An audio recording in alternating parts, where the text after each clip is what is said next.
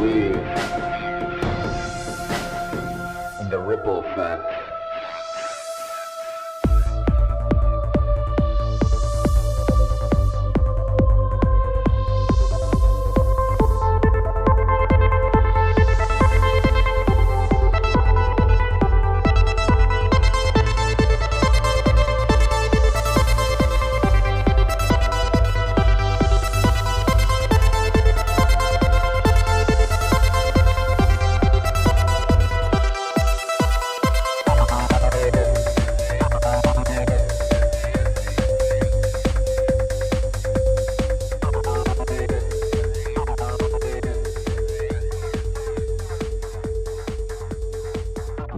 What's up? Another episode of Ripple Effect Podcast. Of course, I'm your host, Rick Cutherbrand, also known as Reggie Branson.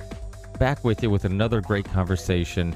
First time guest, David Knight. You guys might know him from his popular show that was on InfoWars for many, many years. And now he's doing a solo show and doing its own thing. And we get into all that, his transition, his background, his origin story, and much more. I know you guys are going to enjoy this conversation. And, of course, before we get to that conversation, I have to remind you guys, this is a value for value show. If you get some value out of this conversation or any of the conversations I bring to you, please consider getting some value back. Of course, if you're not in a good financial situation, there's plenty of ways of supporting the show. And thank you so much, everybody who reaches out, sends me amazing messages, and lets me know that, hey, once I can afford it, I will support the show. I love the show, all this stuff. I get tons of messages like that. And I really appreciate it. I don't want any of those people who listen to the show on a regular basis and doesn't support the show to feel bad about it. I want you just to enjoy it. And I know that once you're in a better financial situation, you will support the show if you can. And I know many of you guys are supporting the show by sharing the show, reviewing the show, telling people about the show, sending it to friends and family.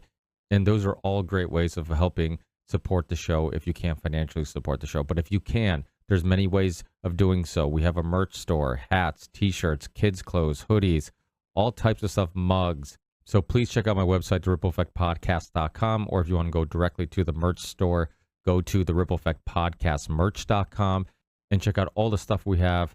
We have tons of different designs, logos, colors, so please check out the rippleeffectpodcastmerch.com. A couple other options are one-time donations using Venmo. You can send us crypto, or you can send us a one-time donation using PayPal. And as always, you can find links to all that and more in the show description or on my website, rippleeffectpodcast.com. We also have a Patreon page if you want to support us monthly. And everyone who does, thank you from the bottom of my heart. I truly, truly appreciate it.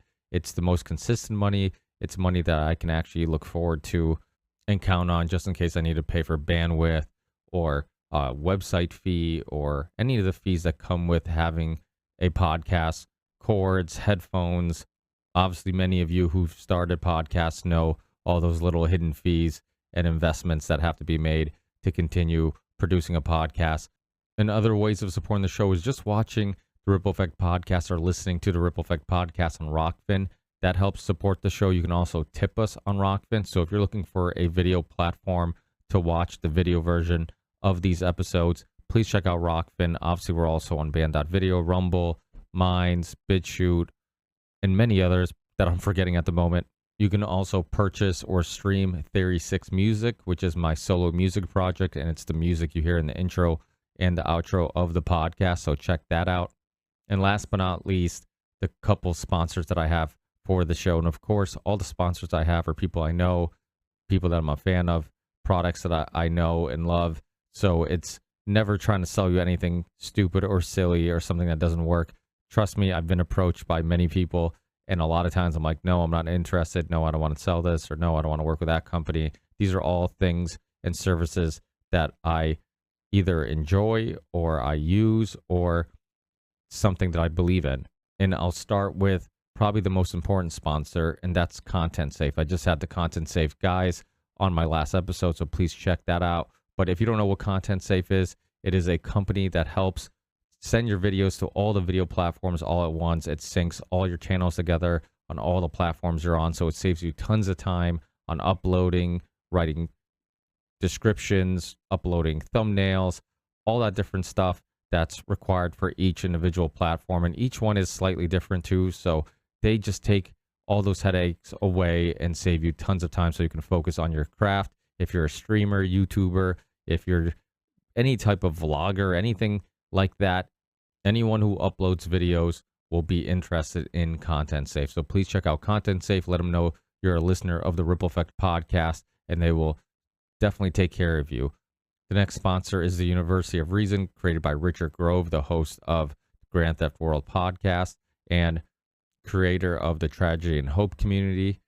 If you're at a crossroads in life, if you're looking for a new career path, if you're looking to just change things up a little bit or connect with other people in a freedom, liberty community, check out the University of Reason and the very popular autonomy courses.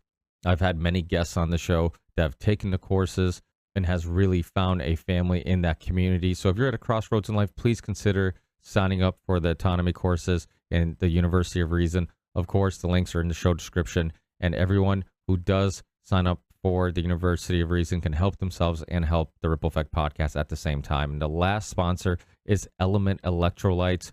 It's an awesome, awesome product. It's electrolyte powder that you put in your water, or you can put the chocolate flavors in coffee or make hot cocoa and get some electrolytes, get some hydration while you're drinking coffee or a warm drink. But the majority of the time, I'm drinking it with a cold beverage. I'm just putting it in water, making sure I'm constantly hydrated, making sure that I get the magnesium, potassium, sodium that I need to help prevent the symptoms that come from dehydration, like headaches, muscle fatigue, soreness, all those type of things. The flavors are amazing. There's no sugar. There's no artificial colors or flavors, no artificial sweeteners. It's sweetened with stevia, and it's a healthy way of drinking something with flavor that actually tastes good. So definitely check out Element Electrolytes. And every time you purchase Element Electrolytes using the link in the show description or the link on my website, you get a free gift with every purchase. So you'll get a sampler or something else if they change it up. But I believe at the moment, it's a sampler of all the flavors. So please check out Element Electrolytes. Stay hydrated, optimize your physical and mental performance, and drink something that tastes good, that is healthy. That's it, guys. Enjoy this amazing conversation with David Knight, and I'll talk to you guys on the next one. Peace.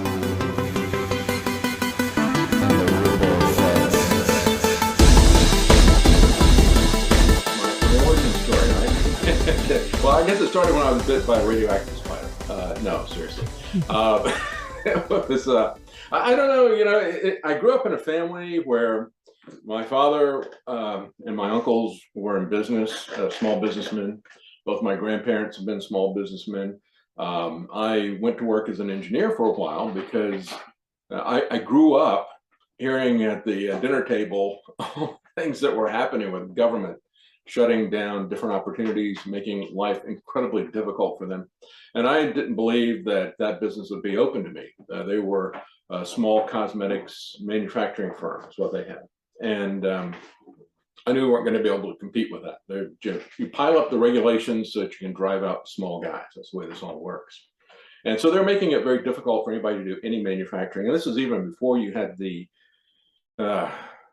issues with slave labor abroad, opening up China and that type of thing. So I went into engineering and did that for a number of years, and then still wanted to be my own boss. And so my wife and I got out. We had retail video stores. I decided that we kind of used it as a template. Thought we would. I had an idea that I was going to use. I was going to do a point of sale program based on the Macintosh, and at that point in time, they had just barely gotten to hard drives. They had a 5 megabyte hard drive. It finally went from floppy disks to a hard drive. But I thought, I could make that work, and I could sell that because I was looking at all these different video stores that were renting videos, writing it down manually on 3x5 cards and trying to track it that way. It's like, I can do way better than that. So mainly we looked at opening up the store as a way to do kind of our own beta test site. But right about that time, everything took off because of a Supreme Court decision, and they opened up their vaults. They tried to shut down rental of their movies in the early days, and then they lost in court. So they decided for a few years that they would just run with it. So we did that for a number of years. But I was also still involved in politics. I got involved in third-party politics. I was newsletter editor. I was campaign manager, and eventually I was a candidate as well. I had to do that. It was my turn. I didn't want to run for office at all, but I ran for Congress.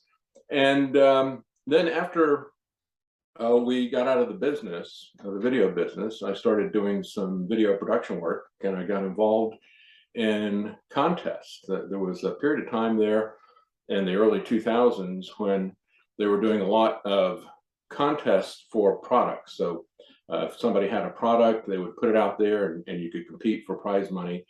I was especially successful with political stuff. And from that, I started working as a media fellow for an organization that was fighting the imposition of renewable energy mandates. We're fighting to try to get the information about data that was being used for Michael Mann in his hockey stick story that he used. If you remember Al Gore's An Inconvenient Truth, he featured that hockey stick idea, the idea that temperature and CO2 were linked together and they were going to go up exponentially. Well, the guy that came up with that idea was at the University of Virginia, and he was implicated in the ClimateGate scandals that came out of East Anglia in the UK. And we tried to get his data. The information had already been published. It had been used for policy, but he was carefully guarding the data. Doesn't that sound familiar? Now that we're into the situation with the pandemic. So I got involved in that type of thing, but I was still doing the contests as well. And that's how I wound up going to InfoWars as a reporter. Eventually started doing substitute hosting, and eventually got my own show there. And then eventually got fired because I was opposing Alex on the Stop the Steal stuff, as well as the way they were covering for Trump during the pandemic rollout. So, and that since then, I've been doing my own broadcasting, and I've still have a 3-hour show, except now it's not filled with 1 hour of commercials. It's the full 3 hours. Same time slot, Monday through Friday, 9 to 12 Eastern time. And then also a show on Rockfin. Yeah, and Rockfin, thank God for places like Rockfin, Yes. and BitChute and Odyssey and all the platforms that gave us opportunity to really give people a peace of mind on what was really going on during the last couple of years of social engineering and traumatizing society. But That's right. I know Yeah, because things have been really traumatic. You know, I've been kicked off of Spotify. I've been kicked off of Trovo, demonetized on DLive and other places. I mean, it's amazing all the different places have been kicked. We even got kicked off of MailChimp before we actually put anything out. I mean, we were still, my wife had put in a lot of data in terms of people that we had their contact information, and was about ready to send out our first thing, and they kicked us off of that. I've been kicked off of PayPal, I've been kicked off of Venmo. It's amazing. So yeah, I am grateful for Rockfin, Odyssey, other places like that. Yeah, and the crazy thing is, and I want to expand on this specifically, but I also want to know a little bit about your libertarian influences. I know that you got into third parties and stuff like that, but how did you get exposed to that philosophy and ideas? And did you have any book, any mentor, any documentary, something that really inspired this worldview? Well, you know, I didn't really recognize it as a libertarian worldview. Like I said, I grew up with my family being in business, small businesses, and the crushing regulations that were there, them constantly complaining about the absurdity of it and that type of thing. And then I remember watching Milton Friedman's Free to Choose series. I thought that was excellent. And so there were certain things like that, but it didn't really come together until Ron Paul, and when he was running the first time for president. He was not on the ballot in North Carolina where we were living at the time, but there was another small business owner that was down the street from us. So we had a video store, they had a yogurt shop, and they had all this information about Ron Paul. And it rang a bell because when we first got married, I moved to Houston. We were in his district there. So I remembered Ron Paul from that. And so that, I was running for president. And so I started catching up on Ron Paul, even though I couldn't vote for him then. And so then I searched out the Libertarian Party and said, oh, yeah, this is what I've always believed. And so I got involved in it. Yeah, So that's interesting. And but you have, I mean, your knowledge of history. Have you always been intrigued? I've actually recently, I think it was somewhat recently, I ran into your interview with Alexander Dugin, and anytime I see you doing interviews and just your knowledge and history is fascinating and really, Mhm. you could tell you're really well read. Oh, that's kind. Thank you. Was that That's kind. aspect of it too? Like, where have you always been fascinated with history? Because I feel like it's hard to, what we call conspiracy theorists. It's hard to be fascinated with history and research history and not run into tons of conspiracies, which, to me, it's like you can almost put a conspiracy theorist and a historian in the same room and they would have plenty to talk about that they're both fascinated with, because really we're calling historians conspiracy theorists because, a lot of times you're researching the same thing. I mean, World War I was started by a conspiracy, regardless how you think it started. All Mhm. the conspiracies of the fall of the Ottoman Empire and carving up the Middle East with the Sykes-Picot Agreement, all this stuff. I mean, like, history is just full of conspiracies.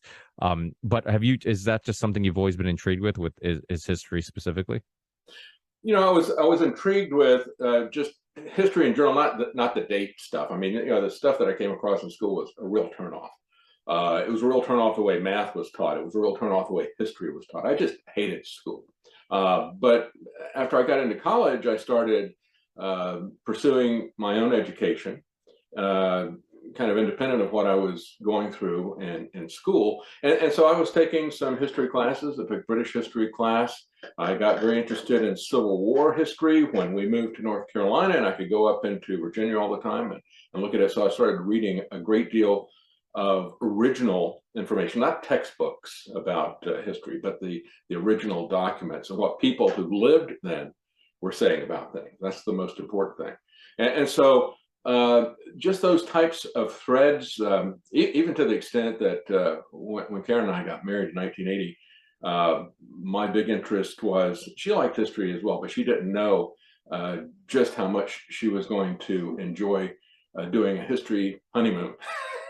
So I took her not to the typical kind of honeymoon place, but we kind of roughed it because we didn't have much money in London for about 7 weeks, and just went everywhere that we could that was free, and there were a lot of free museums, and they were a lot more open than they are now. So both of us share an interest in history, and got to do even more of it when we homeschooled our kids. So I had a kind of an understanding of the background of history, and I think some of the other things as I've gone along, I picked up things like the fact that there was a civil war going on in Italy at the same time as we had a civil war here. I thought that was kind of fascinating. And so I started putting, these different blocks together and realizing why they were fighting their civil war. It didn't have anything to do with slavery. It did have to do with the creation of the nation state and the rise of the Industrial Revolution. And so as these industrial powers were rising, and you went from a decentralized agrarian society into a more centralized nation state, these were the same forces that were at work in the US as well as in Italy and many other places. Even in South America, it was happening at exactly the same time. And so it is kind of interesting to see the sweep of things. And I think the key thing, and I think the key moment that we're in right now, is Strauss and Howe's Fourth Turning, if you're familiar with that work. These are the guys who coined the term millennial, came up with this kind of generational view of history that we have. And the whole fundamental idea behind that is that every four generations, you're going to have a complete changeover of society. And that there's a pattern that repeats. After there's a massive disruption and a reorganization of society, the subsequent generations, about every 20 years, about every 80 years, you have this massive turning. But the generations that are about 20 years apart, they react to these things differently. The people who've gone through some kind of a civil war or a massive world war, something like that, they're going to have a different perspective than their children do, and so on. And then, after four generations, people are starting to get tired of the institutions that have now been corrupt, that really aren't following their purpose. And so Strauss and Howe traced that back for about 500 years through history, and showed a recurring pattern there.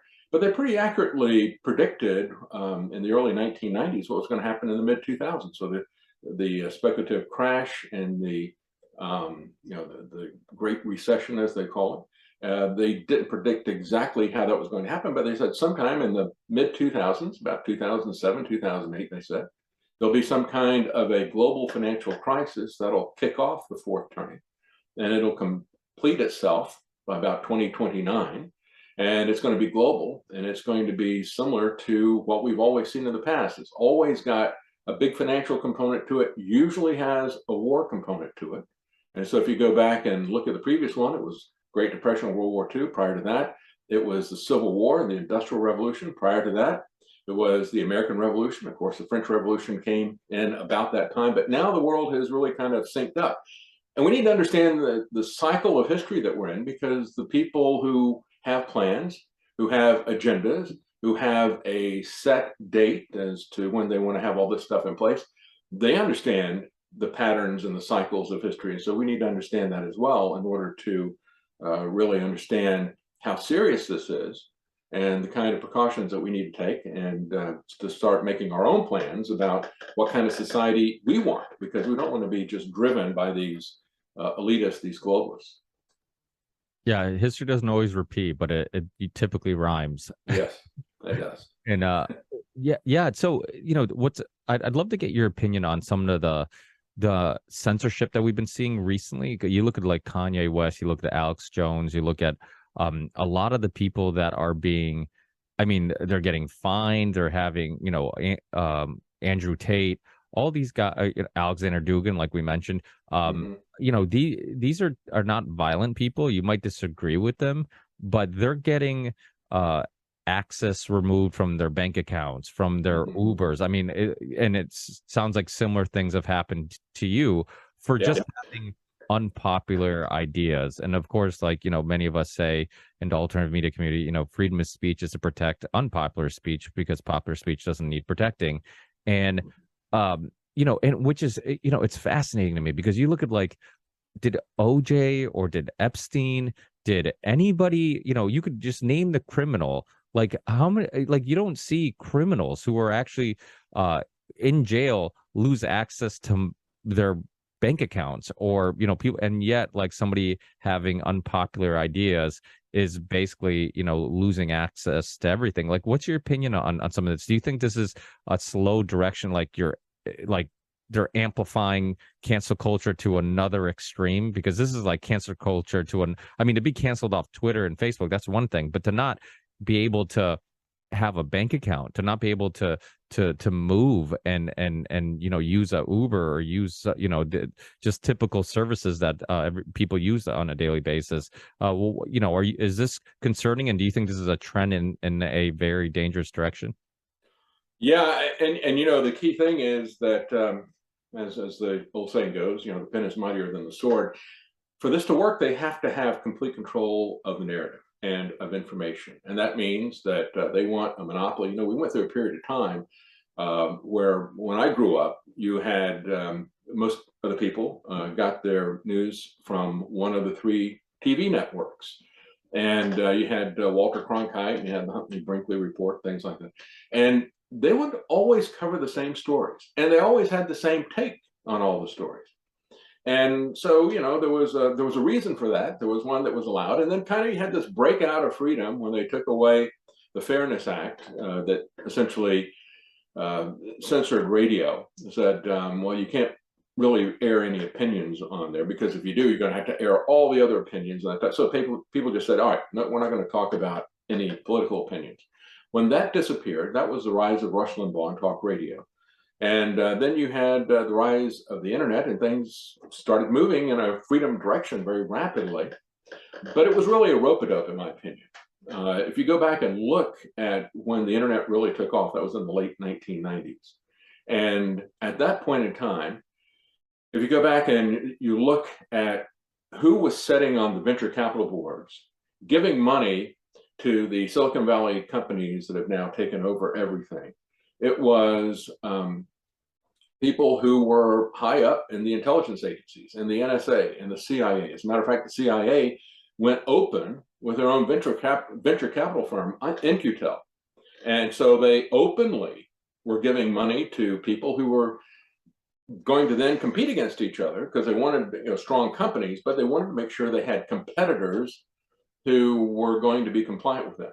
Kind of like an election, where you have these people come in, boy, they really hate each other. They really compete against each other, but they know, especially at certain times, when they've got an agenda that they want to run through. You've got maybe Obama versus Romney. Both of them were going to put in Obamacare or Romney Care. It was the same thing. Or you go back before that and you look at NAFTA. They had George H.W. Bush and they had Bill Clinton. They both wanted NAFTA. You had Ross Perot come in and shake things up for a while, but they found a way to deal with them. So when they have a major change that they want, they will have these other issues that they fight over, but they'll have a couple of candidates who both want NAFTA or they both want Obamacare. And so you had that type of situation where they created these companies, and regardless of which ones won, they were going to win. And that was as it became feasible to do the internet. And the internet itself was the idea of a DARPA psychologist going back to the 1960s, JCR Licklider. And he called it the Intergalactic Computer Network. I imagine Douglas Adams understood that when he did Hitchhiker's Guide to the Galaxy. But, he was thinking of it as a psychological tool. And if you look at the way that the internet is used, especially social media, it has elements of the Milgram experiment where you listen to authority, you do whatever authority says, and also the Asch experiment where you are following the crowd and what the people around you are doing, the peer pressure aspect of it. So both of those are right there in social media and on the internet. And then there's another important component, and that is in the late 1990s, as they were creating these different platforms, they also created the idea of geospatial intelligence, where they were going to monitor the population and be able to map certain things like political beliefs, religious beliefs, and many other things, and map that. That's where the geo intelligence is about, mapping that type of thing and tracking it. So the internet provided all those capabilities for them. They can scrape all that information off, they can identify people, and it gives them a propaganda method that really closes the loop on feedback. When we look at throughout the 20th century, when they went from the newspaper wars that lied us into World War I, and then they go into more effective propaganda with radio, then it gets even more effective and visceral with video.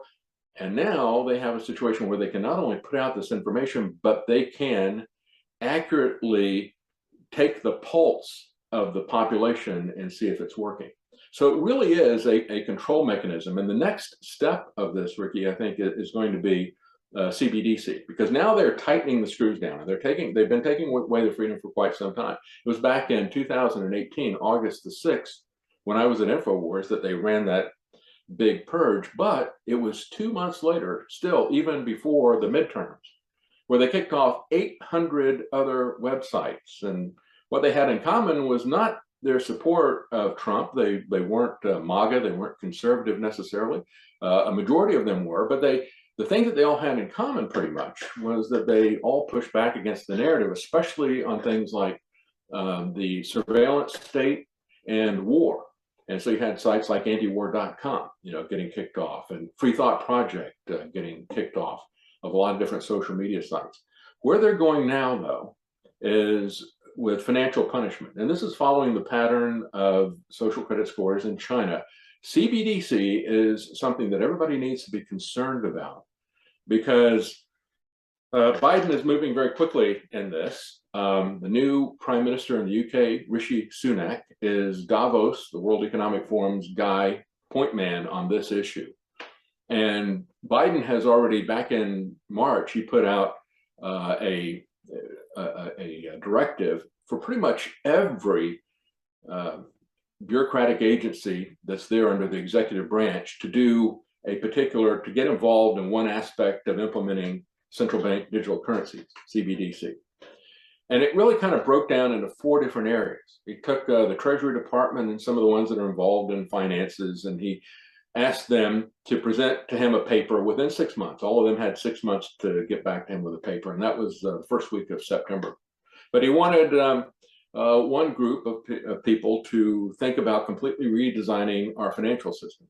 Another group like the Department of Justice, the FBI, people like that. He talked to them about how are you going to implement, I'm sorry, not how you're going to implement, but how you're going to enforce this for people. Then there was another group that looked at the implementation, the digital aspect of it. And the fourth group was, how is this going to help us with being green? Because they want to push out cryptocurrency. They want to demonize it by saying it uses too much energy to do the proof of work concept, to actually mine coins and do the transactions. So we're going to push them out, and we're going to no longer have proof of work. We're going to just make this CBDC another digital fiat thing, but it's going to be far worse than that, because they'll be able to monitor everything that you do and control who you buy from, what you buy, when you buy, how much you're allowed to buy. They'll not only know it, but they will then use that knowledge to control it and to limit it. And they'll even do things like give you some free money, but put the money on a timer. So if you don't use it by such and such a time, they'll take it away. But it's going to be this carrot stick, this surveillance type of thing that's going to be very, very dangerous. It's going to be the ultimate control. It's a reset of our financial system. And so that's really where all this censorship stuff is headed. They don't want people to, A, know what the plan is, and B, they don't want people talking about how to subvert it or actually being able to subvert it. So they want to shut down our parallel society that we're going to need to have in order to survive. And so that is really a key aspect of all this, is the end game is the financial game. Yeah, without a doubt. Yeah, the censorship. Just recently, Whitney Webb was on the Patrick Bet David show, the podcast, and I was trying to share it. I knew that she was going to be on. I was trying to share it on Facebook, and just, I mean, I did really vague. I'm just like, hey, my good friend Whitney Webb's going to be on this show, and I just shared the link, and it was, immediately censored on Facebook. It's just the extremes that they're going to, and I think, I always try to be optimistic, and I feel like the good that has come out of the last couple of years, and there hasn't been a lot of good, but some of the good has been people are becoming much more aware and much more concerned with things that they weren't concerned with before, while they were distracted and busy with everyday life. My family owns a little small construction company, so we know, and we live in Massachusetts, so we know all about and just how hard it is to do town and city jobs and state jobs. It's just like, it's paperwork, it's this regulation, that regulation. It makes it impossible for the small business to be able to make a profit and compete with some of the larger businesses. So I we know all about that, but I feel like people are now, at least they're skeptical of, like, okay, we knew censorship was an issue, but once 2020 came and you saw legit doctors, not people like you and I who maybe always go against the grain, but people who aren't political, people who didn't have a horse in the race, just coming out and sharing their opinions being censored. But people like Dr. Peter McCullough and Dr. Robert Malone, and all these people who the big tech companies are calling dangerous, and yet, like, look at Steve Kirsch even. These are all people who were part of the system, and they started to question it and say, well, this doesn't make any sense. Why don't we try to shut up? And whoa, well, once that starts to happen to them, they start to question, wait a minute, there's another agenda going on here. And so it is really good to see them wake up. My thing, Ricky, is I feel like this is moving very quickly. They're looking at ways to accelerate the takedown. And it was just a couple of days ago that I talked about NPR and how they were trying to excuse Biden. And they were saying, oh, yeah, he's not really releasing any more from the Strategic Petroleum Reserve, just outright lies. He talked about doing this for a long time. So this is nothing new. Well, it is happening now, and it is escalating now. And he has been shutting things down from day one. And yet a part of that article, I said, oh, look at this. They said, well, they had some questions there that people might ask. They said, why can't we just fix the price? I said, yeah, they'll try that. And they said, there's countries like Venezuela where the oil companies are owned outright by the government, and they can fix whatever they want. And I said, that's dangerous.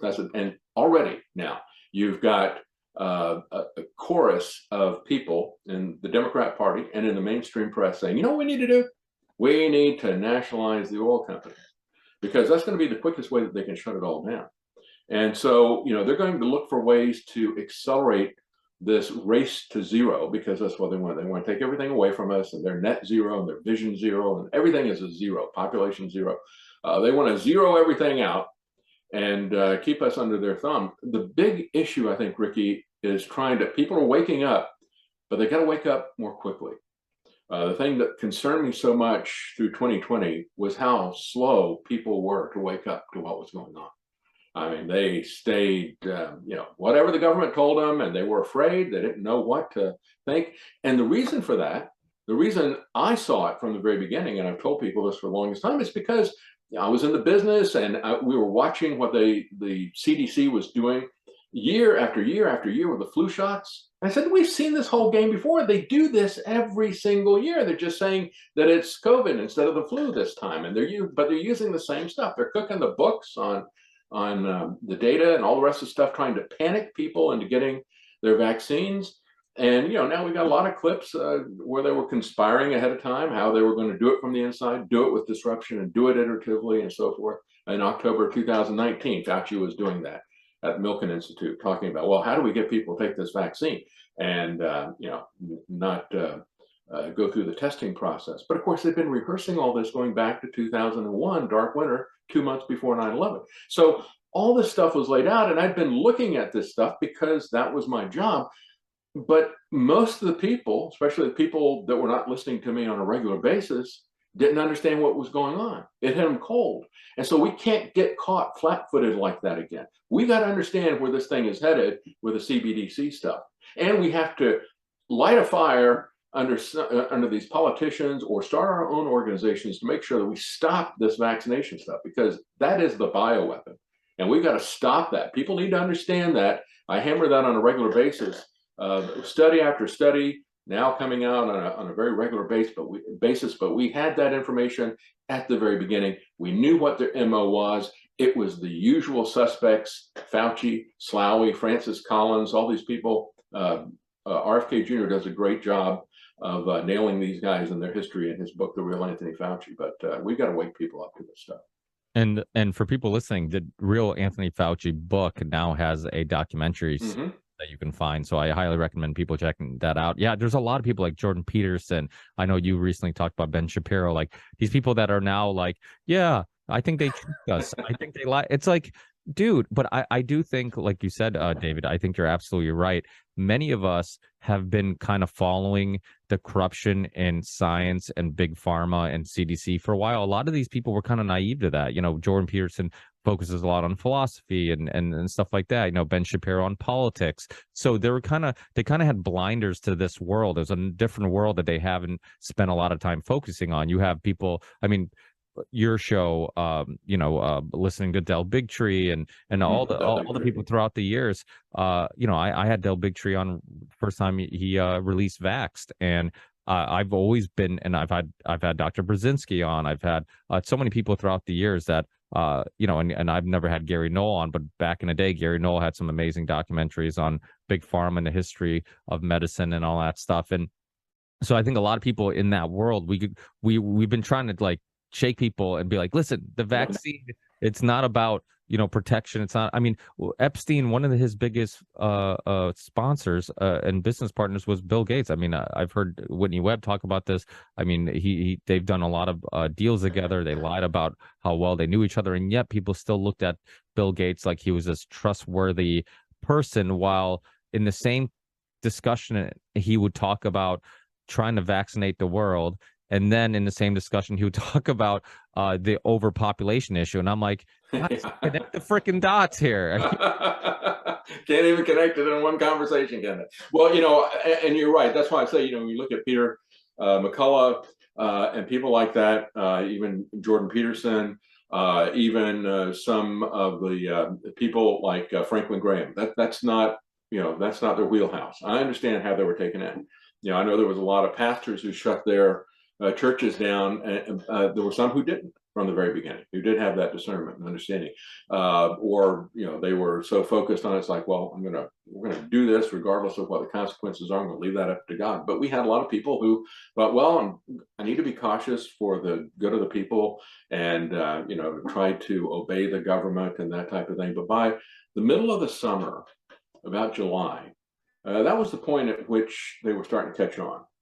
And so I would say that after July, if these people were still closed, it wasn't really a case of they never knew. And I got to say that after 960 days, which is today, and it was just yesterday or a couple of days ago that Ben Shapiro came out. If he hasn't picked up on that, because this isn't even medical, this is political more than anything else. This is bureaucracy. This is regulatory capture. The entire story of the CDC and the FDA. If you're clueless about that, and I don't believe he is, I don't think he's stupid. But I look at this and I say, well, Ben Shapiro finally realizes that he's been had, and he realizes that these things are not good. When's he going to demand that it stop? Right? And he's not. And so I don't believe that either. I don't believe that he's just coming to this realization. And I don't believe that he genuinely cares about stopping it, or he would push for it.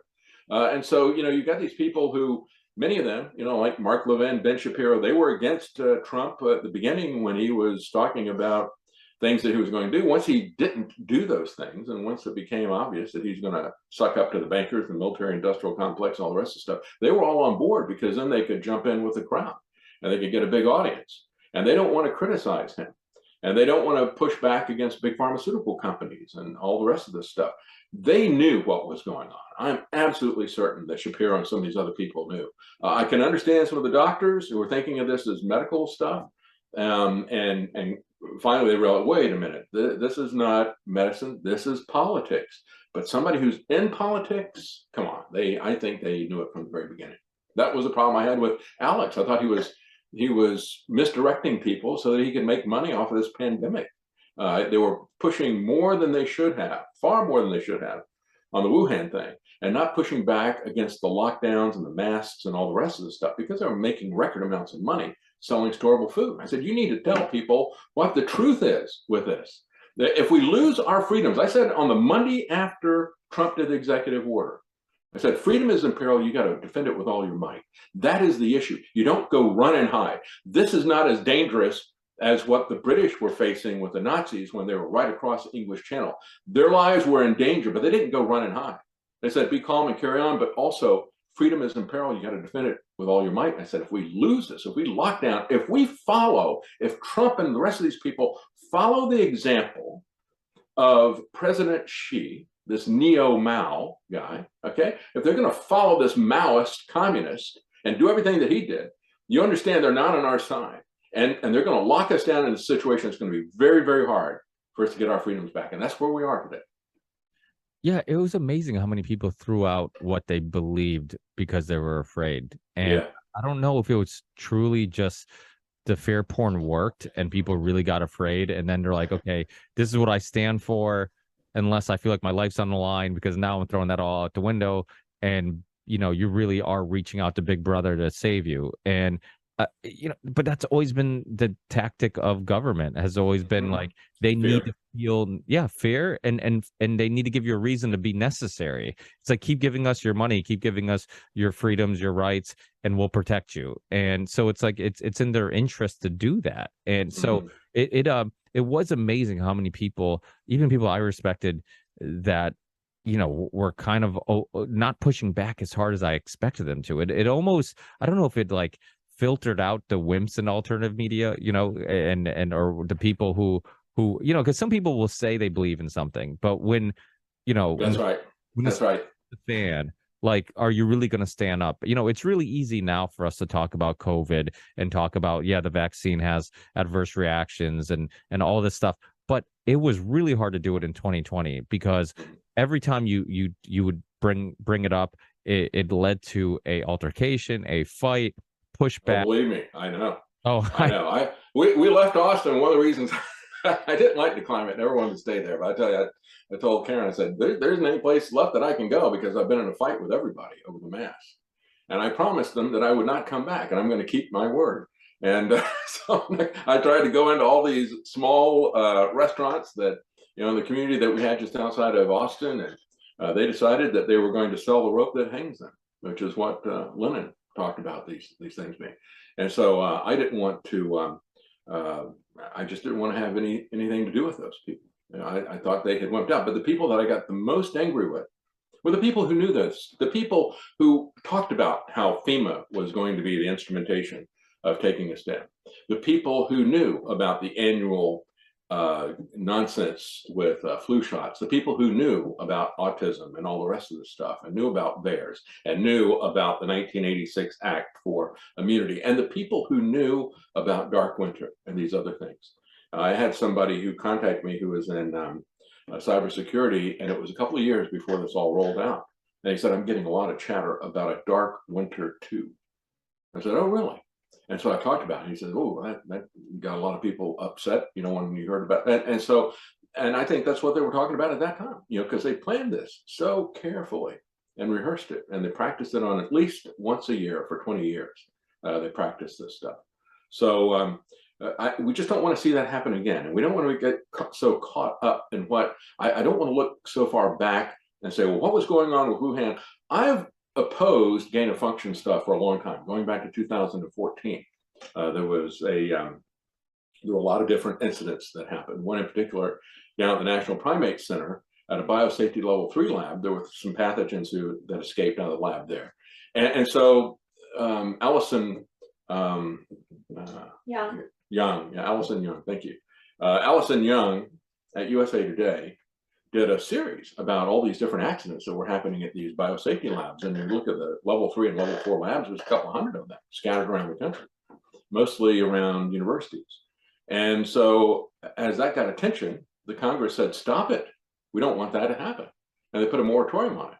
And then they found out in a couple of years that Francis Collins and Fauci were doing it anyway. They continued that work with about a half dozen different labs that they'd started. And when they released some information about what they were doing at the University of North Carolina, Chapel Hill, people got very upset about it. Said, that's supposed to be a moratorium. We don't want you doing gain of function. And Francis Collins, who's Fauci's boss at the time, said, I made that determination myself. They were also doing it in China and other places. So they're a law unto themselves. They're a rogue agency. They'd been doing this type of thing. And the people I worked with knew that, and they knew better, and they didn't talk about what was really going to be happening. They hyped the fear so they could sell product, and did not push back against what Trump was doing. So part of it was people who didn't know any better, who were captive to fear, uncertainty, and doubt. Then you had people who did know better. And that was a small group of people who then decided that they would exploit this for their own profit. And then, of course, you had the criminals who pulled it off and certainly did know better, all this stuff. But we got to get the public educated. People just don't realize how evil this system is. They don't realize how detailed their plans are. But their plans are open. It's not like they're hidden. We've read the stuff. They like to brag about it for whatever reason. It's almost like it's a compulsion for them. And so they've laid the blueprint out there. They've even given us the time frame, 2030. And for the longest time, they talked about you in Agenda 21. Sometime in the 21st century, we're going to do all these different things to you. Well, it stayed the same. But in 2015, they got very specific about it and said it's going to be in place by 2030. We don't have a lot of time. And we better make some proactive changes, at least on the local level, because we're not going to be able to push these people who are in the federal government. We're not going to be able to push them at all. They don't listen to us. They've got their own agenda, their own drummer that they're marching to. They're hopelessly corrupt. You're not going to get any help from the Republicans or Democrats. Just look at what they're doing after 960 days. They're doing nothing to stop any of this stuff. The only thing the Republicans ever pushed back on was the whole mandate idea. That's not enough.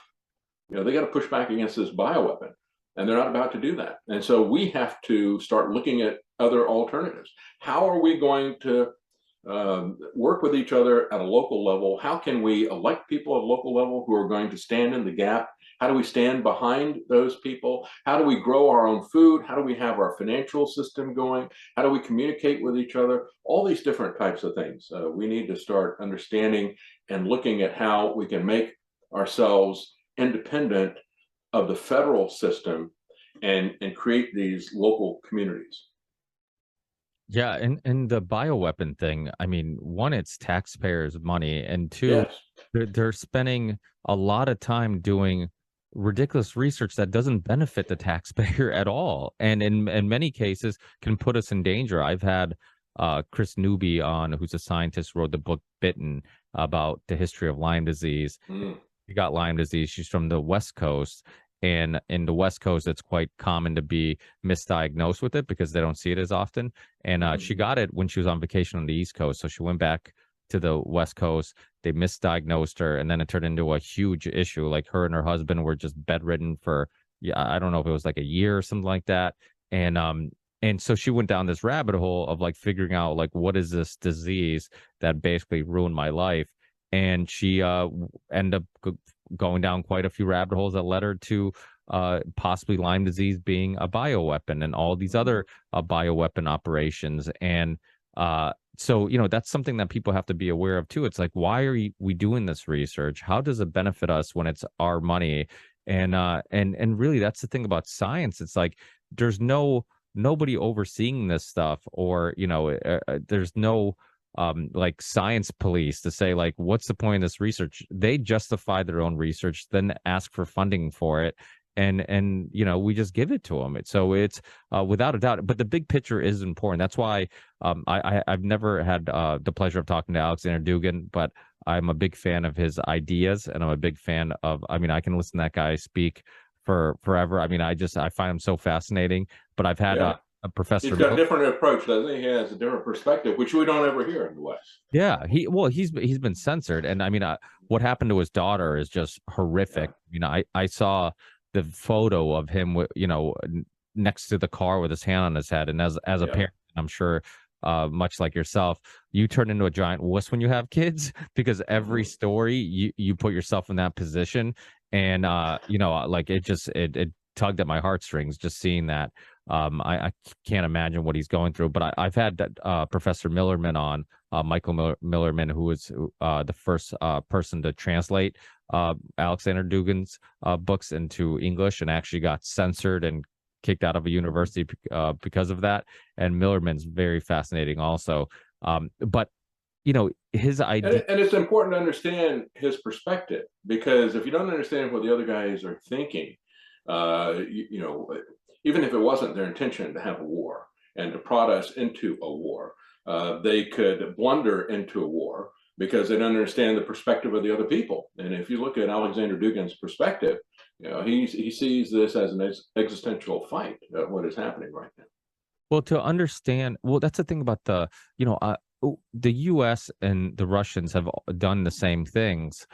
The only difference is that, you look at many of our wars throughout history, they've been proxy wars between the Russians and the US. We just do better at PR, right? Like, we invaded Iraq. We made sure that we convinced everybody it was for a just cause. And then once we kind of had a good portion of the population tricked into believing there was some justification to go to Iraq, then we invaded. Where like the Russians are like, no, we're just going to do this. The U.S. has done the same thing. They've done maybe even possibly worse if you ask some people, and yet like they didn't do any PR work, right? They didn't go to, well, and it was hard because RT and all these other people got kicked, and Alexander Dugin got kicked off every platform. But there wasn't a attempt to say like, hey, here's the history.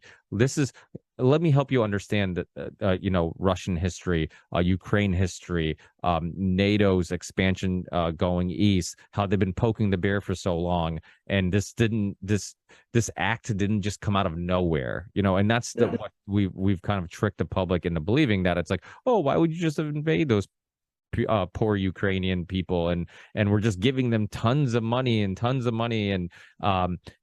yet there's still people starving at home, and we're dealing with food prices going up 20%, gas prices increasing every day. It's just, we're dealing with all these issues, and when a plane's coming down, they tell you to put your oxygen on first before you save anybody else. And yet, the U.S. government loves saving other people and letting their people drown. It's like that's kind of Yeah. the way I look at it. It's like I'm all for, and I'm not all for actually. I think I'm very much isolationist in regards to, like, Yes. Paul's foreign policy. Like, let's leave everybody alone, because a lot of these foreign policy maneuvers and stuff ends up eventually hurting us. But it's because it's all about war. If you're making umbrellas, and you'll use harp to make it rain, right? I mean, you're making bombs, you'll use propaganda and politicians to justify war. So there's tons of strategy and money interests in all this. But I to get to my question after this long rant is I love Alexander Dugin's idea of, like, people need to understand the spirit of Russia and the spirit of what they believe in and who they are as people. And historically, to make one country dislike another country, or to you have to turn them into the other. Like, you have to turn them into, like, you can't relate to them, you don't understand them, they're much different than we are. And yet, when you hear Alexander Dugin talk about, being the and you've spoken with him too about the Christian roots and Orthodox roots and what they believe in. I'm curious, and I'd love your opinion on this. I feel like this Western progressive ideology, this woke ideology that's kind of infiltrated much of the Western world, it seems like the Russians push back against that, because they're one of the few world powers that are pushing back. Do you think that's a part of the dislike of? Oh, absolutely. Yeah. Oh, absolutely. You look at what our State Department has done. You look at what the UK's intelligence chief, I forget what his name was. They were flying the LGBT rainbow flag and saying, these are the values for which we fight. I mean, it makes them furious to see the Russians doing the types of things that America would have done when I was a child, saying, you're not going to do this lewd performance. You're not going to strip out here in front of a cathedral. We're going to put you in jail if you do that. No, it's a very different type of situation. And it really has been put into the LGBT group has been put on a pedestal, and they demand that everybody bow down and worship them. And I guess we really ought to ask, what is that all really about? And so I think the Russians see it, the Poles see it, the people in Hungary do, the Hungarians. They're looking at this, they're coming from a very conservative, traditional family thing, and they haven't consumed a lot of Hollywood propaganda to make them think that this is somehow hip or cool or progressive, or something that they should embrace. And so they look at it and it's like, are you crazy? I mean, you see the type of things that were done with Matt Walsh talking to some African tribesmen.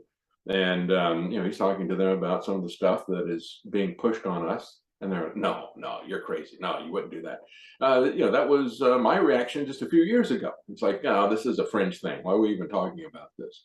But they've made it mainstream. And so that is a big part of it. And there is a big, there is a spiritual war that is really behind and above all of this stuff. The supernatural is above the natural. And there is this type of push that is coming to the forefront. And so these people who they've embraced in Russia, as you see with Alexander Dugin, because Christianity was purged away. He looks at it, my take on it from Alexander Dugin is, for him, it's a very, very important cultural touchstone. I don't know if it's so much a spiritual connection as it is a cultural connection. And but they've embraced that. That is essentially how they define themselves, as being Russian. And so that is part of why they have pushed back against this. And that always can be a factor in the Catholic countries like Poland and Hungary. It'll be a big cultural issue. And I think that Russia is pretty much along those lines with the Russian Orthodox Church, that it is a cultural thing. But that is essentially what we are up against. And I think we can't really, when I look at the news as a Christian, that is my foundation, and that is my baseline from which I see things more than anything else. And so we have to understand that dimension to it. And if we do understand that, and if we do have that kind of perspective, it makes us a lot more resistant to this kind of tribalism, the left versus the right and the other that you were talking about, because we see each other as all being of one blood, regardless of what nation, tongue, or tribe we're in. We understand there's those types of divisions. There's going to be cultural divisions, there's going to be national divisions, there'll be linguistic divisions, and all those things come together. But we also understand that we have a common creator. That was the type of thing that was referenced in the Declaration of Independence, in spite of its imperfect implementation. But if we see that common humanity, if we see that each of us is created in the image of God, that gets us a good way down the road to living in peace with each other and having respect for each other. And so I think it's very important, just from a pragmatic standpoint, to embrace those types of things. But we also need to understand that as we're pushing back in this war, we're not wrestling against flesh and blood. We're wrestling against supernatural powers. And there's a lot of power and organization behind that. And that can influence the natural world that we are engaged in. And so that really is kind of my background. And I look at early Americana, and I want Washington's foreign policy, not Washington, D.C., but George Washington. And that means that we have peaceful trade with other people, but we don't have foreign alliances with any of these people. Why? Because they were always in a state of eternal conflict, perpetual conflict in Europe. And so that's why the Americans didn't want to get involved in that. And we should understand that as well. We, however, have now become what is essentially the source of eternal conflict and perpetual conflict. That has really moved from Europe to us post-World War II. We have become the center of all of this. And so I think it's very instructive. I've talked to Annie Jacobsen in the past. She's got a couple of very interesting books. One of them is about the history of Operation Mockingbird. And I'm sorry, not Mockingbird, Paperclip. And so Operation Paperclip is one that's very good. Another one is all about DARPA and how DARPA came about. But if you look at the Operation Paperclip, you start to get an idea of how America lost its innocence post-World War II, and how we started making these alliances with very evil people for the benefit of having power over others. And that's how our whole bioweapons program came together. And, it's using Nazi scientists and that type of thing. And once we embraced that, we continue to go down that road with the CIA and other people and the kind of mind control experiments that they're operating on. That's a very dark road. But I think you cannot ignore the spiritual dimension of it, or you're not really going to fully understand what is happening with it. Yeah, and I think a lot of not spiritual people felt during 2020, 2021, and onward like we're in a spiritual battle. There's something that didn't feel right, and something evil felt like was just constantly surrounded around us, and there's this anxiety. And I mean, it's phenomenal, the power of propaganda. I mean, you would go to the grocery store, and like you said, there'd be all this conflict due to masks or how close you are to somebody or whatever, or your opinion on COVID in general. And you could almost sense the frustration, the anxiety. I remember going up to election day, just like, just every day getting closer to election day. Like, I just felt like the world tension was just growing and growing, and you could sense it. And now, things have kind of calmed down. And it's weird because I talked about this on my last podcast, how I have this internal dilemma on if I should be happy that in a way we kind of won, because people like yourself and my show and all the truth tellers that were pushing back. Now, we thought that we would never get to the day where we weren't wearing masks and being forced to get vaccinated. And now, we're at that day, and it's like, in a way, I'm kind of happy because it's like, oh, that means, talking about this and spreading this information, pushing back and interviewing these important people, it helped. It worked. The reason why Dr. Robert Malone eventually ended up being on Rogan, and Dr. Peter McCullough was on Rogan, and big other shows were talking about this, was because people like, David and myself were talking about this first, and we're promoting this, and we created this ripple.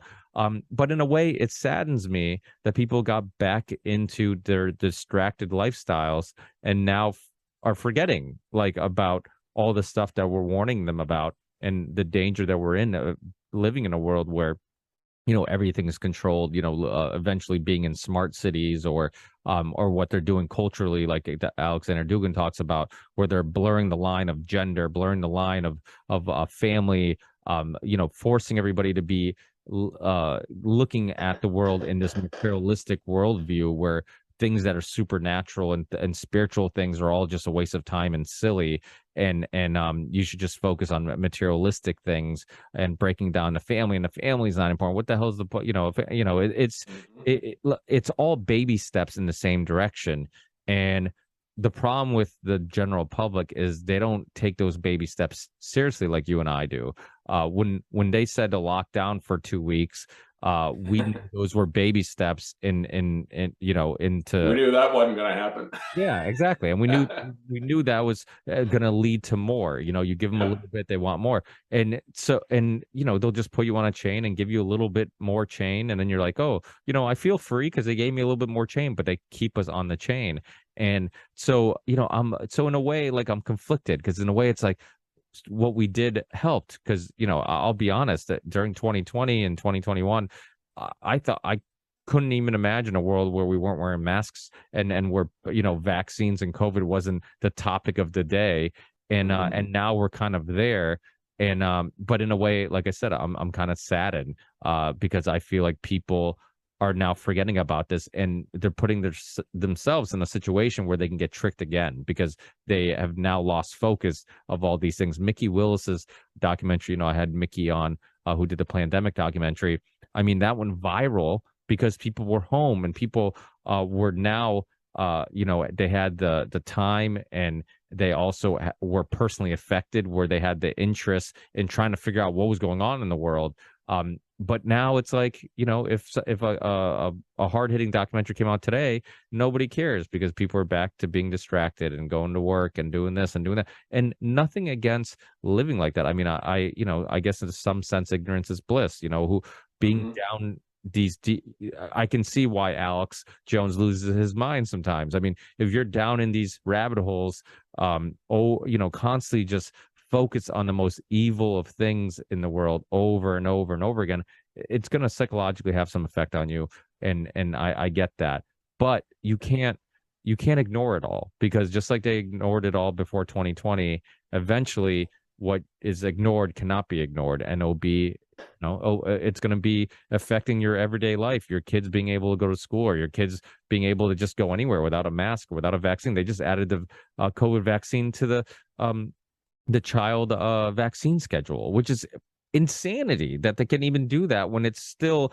under emergency authorization, and it hasn't been FDA approved. Not that matters, but well, that whole thing it shows just how deceptive they are, because I had Alison Meyer on from Children's Health Defense Fund about a year ago, shortly after these mandates came in, and they were playing that game and said, oh, we've approved Comirnaty. But Comirnaty was not available, still is not available, even over a year later. And the whole purpose of that, and she knew it from the very beginning, she said, look, difference between authorization and approval. It sounds like the same thing to you and me, but they have something very, very different in mind. Those are legally distinct, just as Comirnaty is legally distinct from the Pfizer BioNTech. They may be the same thing, but they're legally distinct. Why did they do that? Well, they did it because they had the PrEP Act was going to give them legal immunity for anything that had an emergency use authorization. And they didn't want to give up their legal immunity, but the only way that they could force people to take this stuff was to pretend that it was approved. So they approved something for which that is legally distinct, that is not sold under that label, that cannot be bought or used in the United States under that label. It's not available. And they said, okay, so that's legally approved, you know, as opposed to the emergency use authorization. But you can't get it, but it's the same as this other thing. So now we're going to say that you got to take this other thing. The reason they're doing this now, Ricky, is because they need to get to a position where they pull this thing into the 1986 Act, where they make this a childhood vaccine. Now they are legally protected going back to the 1986 Act. And then they can also mandate it in different ways, right? And not just with the kids at school, but with other people as well. So that has been successfully used to challenge some of these military mandates. And now that they've been successful at doing that, you know, they wanted to make sure that they had themselves covered legally, and they're willing to sacrifice kids to do that. And that's why they have this push into it. It's all about the legal games. It's all about the prevarications. It's all about, well, this may be the same thing, but we're pretending that it's legally distinct, and so we're going to call it this while we do that to it. They want to have their cake and eat it too. They want to be able to have their immunity and their mandates at the same time, and to make their money. So it's a really corrupt system. But you're right. And I think where we are right now, what people need to understand, the way I see this, I really believe that we're in the eye of the storm. If you're talking about a hurricane, right? If the hurricane is passing directly over you, you're going to get hit with a lot of high winds, and then all of a sudden, at the eye of the storm, it's going to be very calm. And you come out of the house, and it's like, oh, great, it's over. And then comes the worst part, the back side of it. And that's what we have to be careful of, because they have left all of these emergency authorizations in place. They haven't ended anything. They paused it. As a matter of fact, the European Union is bragging about how they've now got a digital ID system and passport type of system that has been widely used, and it's now in place, and they can continue to use it and extend it again. They're talking about giving even more power to the WHO to have them centrally control pandemics and to have things be legally binding in the European Union. And of course, they'll try to do that globally. So they've not only left these bogus, emergency orders in, like we have here in the United States, we're 960 days past the executive order declaring a state of emergency by President Trump, and that's been re-upped and re-upped and re-upped, both by Trump and by Biden. And you have other governors, even Republican governors. Abbott did it back in the end of March. I think he just did it again. Continues to re-up this emergency mandate. If they're doing that, you know that these people are going to continue with all of these lockdown things. They know that it's not over. They're just pausing it. They're trying to get us accustomed to this. They're trying to get us to let our guard down and think, well, that's it. I'm glad that's over with. That was a bad storm, and they're going to really hit us again.